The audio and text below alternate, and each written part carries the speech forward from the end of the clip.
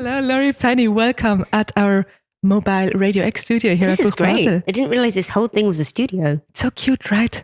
I love it. That's great. Very millennial. Although, is that bad now? No, we are millennials. It's We're still still okay. young people. We're still young It's and cool we're still and hip and trendy and young. I mean, we're both not wearing skinny jeans, so we're No. kind of still in the This is the first good thing that Gen Z killed. Right. It's like, thank God they're oh gone. my god, yeah, and it's so much more comfy. I Let them can't die. even wear them anymore. I'm very Like- confident about Gen Z. I love we need them, to support them in every way so they can do the things we couldn't. and they're like so much more like I don't know, self-aware and everything. Like Mhm. I want to be a Gen Z. I'm kind of jealous, but A little, but also not. Yeah. Because like they have to be that way because they can't mess around or dick around like we got to. We got to spend a few years. without Like, the internet, Yeah, obviously things being very difficult, but there wasn't the sense of total looming impending crisis that there has been from the moment Gen Z became even semi-adults. So like I just want to big sister all of them and be like, yeah. So Gen you can make Z's fun of my listening. fringe. I'm not giving up my side parting. No, I gave it up. I gave it up. I Gen Z made me give it up, but I can't help it. I was like, I'm still young. I'm still cool. Please. So you're here at the Buch Basel with your Yeah. book Sexual Revolution, and this book you kind of say quite in the beginning. We are in the middle of a sexual revolution. So what are like the key elements that distinguish the sexual revolution? How do you recognize it? Thank you. Well, it's when I talk about the sexual revolution, I'm not just talking about now as in this year or even in the past 10 years. I'm talking about a longer term shift in human culture and human sexuality and the way human beings form relationships and families that really started with the early feminist movements of maybe even of the 1900s, but definitely of the mid-century and of second wave feminism really in the 70s and 80s, along with technological developments like the pill and legal abortion. And what this does is we are moving towards a way of being between human beings that we've not seen in the world before, in the whole history of human interaction, which is everybody of every gender being free, technically, to have sex to have sex in a way that's detached from human reproduction, detached from the necessity to form families. And that changes everything. It puts the balance of gender and the load of risk on a completely different footing. And while we've had the technology to achieve a real total sea change in gender relations for many, many years now, what we haven't had is the social architecture. So you see around the world, there are still huge, moral and religious and cultural opposition to female sexual freedom, to queerness, to homosexuality, and then to people identifying as something that's not on this rigid gender binary. There's a huge backlash to abortion and contraception, and people have different arguments for that in different contexts. But what it comes down to, and you see very much in the backlash, what it comes down to is a fear of what real sexual freedom will mean. We talk about the sexual revolution as something that happened in the 60s once. But the thing is that the liberations that took place then in the 60s were very much focused on male freedom, on the freedom to have sex in a certain way without the traditional trappings of what masculine responsibility was meant to be, which is why you see some people in a more reactionary feminist mode saying like, well, things would be better if we went back to, men just being reliable and committing to marriage and monogamy and Christianity and all of these things, and the nuclear family, which is this idea of how families should be that really was a historical abnormality. The only time when when the nuclear family worked was in this sort of brief golden age of the 50s and 60s. And even then, it really only worked for a small number of middle-class people certainly in the US and in Europe. And it really only worked when there was the underpaid and invisible labor of women of color and working class women and immigrant women backing up that ideal, so you could have the family unit that was one man who went out to work, one woman who did not work outside the home, and a small number of children. And that is a historical abnormality throughout most of human history. Most people haven't lived like that. And now it's even harder to achieve things like that. And the sexual revolution we are in is at its midpoint, and it is reaching a crisis point. And it's far easier to see when you look at the backlash, and that backlash is happening across the global north and beyond the global north right now. And you see it in the rise of fascist movements and anti-feminist movements and queer-phobic movements everywhere. I want to talk about fascism and anti-feminist movement in a moment. First, like what I really loved about the book, I must say, is that you don't just look at misogyny and sexism at its own. You like put it in the bigger picture with ableism, with racism, with homophobia, transphobia. Yeah. So why is it important that we don't just look at misogyny by itself, isolate, but that we look like at this bigger picture? Thank you. Well, I mean, one thing I'd say is that I just think it's an intellectual mistake, apart from anything else, to look at this one thing without looking at all the others. The idea of intersectionality, which is the term coined by Kimberly Crenshaw, the American scholar, seems to me like it's a very useful phrase for a necessary intellectual architecture, because you really can't think about gender when you get down to it without thinking about economics. And you cannot think about economics without thinking about the class system. And you can't think about the class system without thinking about racism and colonialism, imperialism. All of these things are connected in a way that seems terribly complicated when you look at it from the middle. But if you take a step back and look at it from the broad view, it's all about distribution of resources and about who is obliged to do what work, about whose bodies count and what lives matter.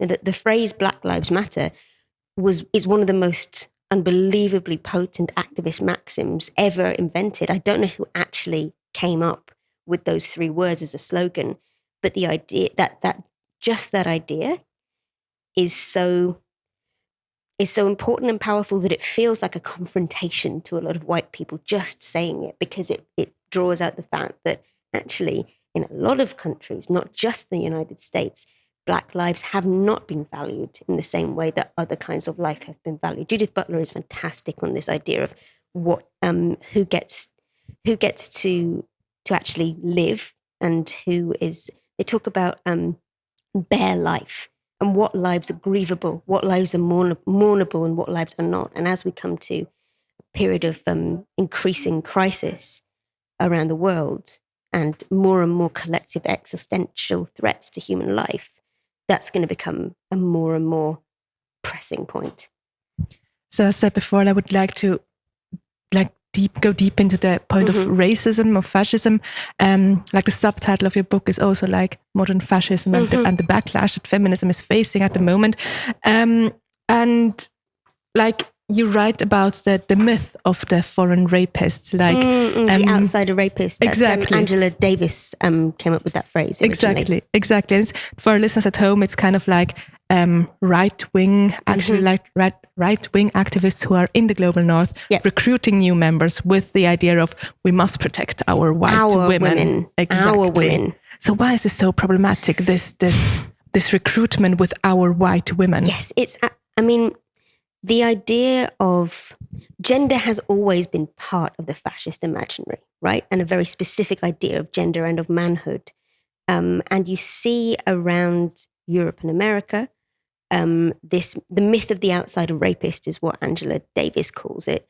The idea that the only time when sexual violence is actually acknowledged is when it's violence of outsider men, so men of color, immigrant men, towards white women. And that plays a particular role in the narrative about, which lives matter, which women matter.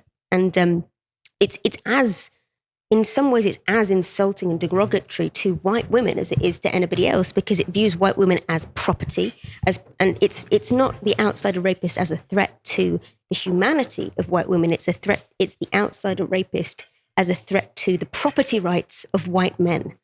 And there's obviously not the same attitude to the bodies and dignity of outsider women, quote unquote. So, and this myth that outsider men are a unique sexual and property threat has been used. It's obviously very famously in the United States, that was part of the justification for many, many years of lynchings by white supremacists during the Jim Crow era. But it was also used in the British Empire. A lot of the most horrific massacres that were enacted by British people and by the British Army, and prior to that, the East India Company in continental India, for example, were justified on the basis that Indian men had apparently attacked white women. And this you see this repeating again and again and again. But there are many, many ways in which gender and misogyny are even more important to modern fascism than they have been in previous eras. Like, fascism always takes different forms, and right now the resentment that is being exploited is this fear at the loss of men's traditional rights over women, which was, of course, in the 1930s and 40s was not as much of a fear because it wasn't happening in the same way. But now a lot of the ways that people are recruited, it's not just through this particular one myth, although that's part of it. It's the far right recruits vulnerable young men who believe they've been robbed of something they're entitled to, of a certain birthright, which I know is in translation a very problematic word. And I also understand that I'm speaking in English, and my book is written from a Anglo-American centric perspective, and so it is it's significant to use the word fascism here. But actually, I think that's part of the point. When in the English-speaking world, when we hear the word fascism, we think of it as something that happened in continental Europe, in German-speaking countries, a long time ago. We think of it as something that couldn't possibly happen in the UK or in the US. And like, it did. What was the Jim Crow era about? What was the British Empire about? It's, and I think that disconnect, and that's why I do think it's important to use the word when it's accurate. And you also talked about the men who think they're entitled to have women, to have sex with women, and the so-called incels, like for our listeners who don't know what this is. What are incels? Oh, God, what are incels? The incel movement, involuntary celibacy, is what it actually means. And it's this movement which refuses to change or go away, of predominantly young men, some older men as well, who think they have been cheated of their rights to sexuality, to sex with women. And by women, they mean the kind of women they want to sleep with. And sometimes, I mean, look, honestly, sometimes it's because people are very young, and you can see the feeling, the way it comes from it. I look at it and I'm like, when I was in my late teens, I wasn't having any sex, and I really wanted to have some sex, and I wasn't using that awful feeling as an excuse to go and shoot up a school. There have been so many acts of horrendous violence around the global north justified on that basis. And it's the idea that a feeling is responsible, is an excuse for an action, is just so... Mary Wollstonecraft talks about this, like one of the first feminist manuscripts. She talks about the way in which the division between reason and sensibility in politics is so important and so wrong. The idea that, and the way to translate that today is that a lot of people, particularly men in political discourse, experience their own feelings as facts. They experience them as facts. So if they're feeling like they've been cheated or like they deserve to have more sex than they're having, then that must be true. And then therefore somebody must be responsible for that feeling. And they're entitled to take action. And I think it's men are not there is this myth that men are emotionally repressed. They're not. They're emotionally illiterate, and they are made emotionally literate by the culture of toxic masculinity. I want to stay for a second, like in this whole rape culture, and then I want to have a look in the book. But first, like, for example, here in Switzerland, we have like big discussions about the yes means yes law. And the main point that when I talk to men or read men talking about the issue, that they are afraid that they could be falsely accused, or they don't know what is allowed, what isn't allowed when it means yes. So my question, why is it that a man's perspective, a man's fears, a man's way of thinking is more important or considered more important than a woman's? That's not a question though, is it? You know, but I'll say it. It's like, so yeah, I think it's something about the nature of how we conceive of justice and how we talk about what the state means. There is this quote from, I believe it's Kate Millett, but it might be Catherine McKinnon, and I'm very sorry for mixing up my 70s feminist legal scholars here, but the quote is, the legal definition of rape is not actually set at the level of women's experience. It's set actually at the minimum amount of violence that male culture as a whole deems acceptable. And so, and also it is about whose experience counts, exactly like you said. Like the fear in society is not that women will be falsely accused of having made something up, and it's not that women will be violated or excluded or humiliated. The fear is always about what will happen to men, and that is most visible because the violence and humiliation and fear and terror that have been imposed on women for many, many years is so normalized that it's invisible. And part of the work of feminist writing is to make that invisible thing visible and denormalize it and say, why is this accepted?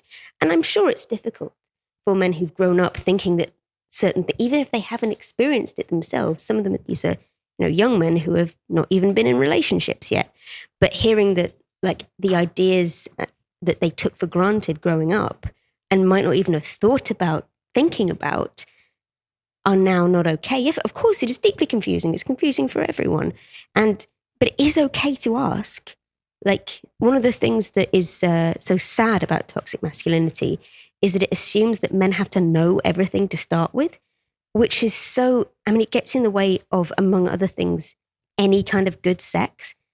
Because if you approach any kind of sexuality on the basis that you're already supposed to know exactly what you're doing, nobody gets better at sex, never mind avoiding raping each other should be the baseline for sexuality. Like, it's not the gold standard. Like, that's where you start with not violating someone. There's more you can reach for, and it all starts with just asking. With consent. Yes, but it starts with consent. Consent is the baseline. Like, asking what people enjoy, asking, like, meeting the other person as a person, not just a body you're expected to do things to. Anyway, that's a lot of thoughts about this. So we've talked a lot about the book now, and so I want to have our listeners to have a bit of sneak peek of the book. Like, you have a passage you will I'll just read a little bit from the introduction, if that's perfect. okay. That's perfect. Right. Okay. I was sneakily trying to hide this phone where I've got the English thing inside the book. And if nobody can see it. Nobody can see it. Possibly know. No, not even the camera. No, not even the camera. Camera doesn't lie. We haven't realized it. I have to open. Nobody talk amongst yourselves. Here we go. All right. Sexual freedom doesn't exist. Not yet. In most democracies, most of us are legally free to love who we want, live how we like, and pursue pleasure however we choose, but only in the same way that most of us are free to buy a Maserati or a mansion or an election. In practice, most people can't afford sexual freedom. Men, women, and most LGBTQ people of all genders can't afford sexual liberation because the social cost of simply naming their desires is still so high. Sexual liberation cannot be achieved while sexual power is unequally distributed. And right now it still is. In almost every society on Earth, straight men still have far more social, political, and economic agency than women, girls, and LGBTQ people. Patriarchy and white supremacy are political systems that give men power over women, white people power over black, brown, and indigenous people. And this isn't power that all white people and all men have. It's not power that all of them asked for, but it's power they were raised to expect, power that feels painful to lose. It is structural power. And it means that women and queer people, particularly women and queer people of color, still negotiate for sexual and bodily autonomy under conditions of inequality. And the best way to correct power imbalances in society is for the less powerful players to organize collectively. When women and girls come together to argue, for example, for a change in the way that rape is prosecuted, that is collective bargaining. When women began to share stories of sexual harassment at work and to demand stronger consequences for abusive employers, that is collective bargaining. And when people who can become pregnant decide not to do so until the material conditions of parenthood improve, that's collective bargaining too. You can't have a sexual revolution without addressing sexual violence, for the same reason that you can't have an economic revolution without addressing workers' rights. A sexual revolution that simply makes sex easier to access for people who have more power is in no way radical. In fact, any sort of revolution that preaches liberation while leaving the rich and powerful free to exploit, bully, and abuse will inevitably begin to rot in the dark of its own unexamined contradictions. This sexual revolution is different. It goes deeper. It deals not just with sexual license, but with actual liberation. It is not just about freedom from, but freedom to. It is a fundamental reimagining of gender roles and sexual rules, work and love, trauma and violence, pleasure and power. The new sexual revolution is a feminist one, and the most important thing to realize about it is that it is already happening. Thank you so much. Very nice. So I have to hurry up because of the time, because we already have our next interview guest here. But I have two more questions for you. The first one is we talked about rape, and you also write about the hashtag #MeToo movement in your book. And this movement got a lot from the internet, from social media, from women sharing their stories, women reading other women or other people's stories, not only women, and being empowered by this. Now, looking at the sexual revolution, what potential does the internet and especially social media have in regard to the sexual revolution we're in? Well, it's very difficult to talk about the internet now as one thing that only has one effect. But the power of technology to change the ways that people relate over time cannot be underestimated. I'm a big fan of Marshall McLuhan and that kind of theory, so we only have a few minutes, so I'm not going to go down that hole. Just closing that tab. But look, the internet means that people can share stories faster and build a body of evidence that makes people understand that they're not experiencing what they're experiencing in isolation, and that is incredibly powerful. It also gives people a way to attack other people's reputation as a blunt tool. I don't think it's a wonderful tool, but it is the only tool that has been effective in recent years when the legal system itself seems still massively uninterested in treating rape and abuse seriously. And this is not a consequence that people who originally thought up the architecture of the internet were prepared for, because when people imagine internet users, they generally imagine a certain kind of white guy, which is the human default still, particularly in the 90s. But the reason that women and queer people and trans people, particularly at the moment, experience such an extraordinary backlash, huge amount of harassment and violence online is exactly this. It's because the power of women's voices being raised collectively online is a threat. And actually, sometimes we're frightened to name what's happening in a positive way, and what you can just tell from looking at the backlash. What is that backlash designed to do? What's that harassment designed to do? It's designed to shut women up, which means that women talking is making a difference, basically. So for my last question, I want to make a full circle back to the beginning. We talked about being in the middle of this sexual revolution. Now, for our listeners at home or wherever they are, what can a person of every gender do to push forward this sexual revolution, that we have more equality and more respect in our world? I would say that's a base where it comes to in the end. I think sometimes, at least for me, and I'm a person with a great deal of privilege, it's been behaving and trying to live your life as if sexist assumptions were not in place. And there are costs and consequences for that. But behaving consciously as if, you're part of collective sexual bargaining, as if you are, and also trying to live as if you were.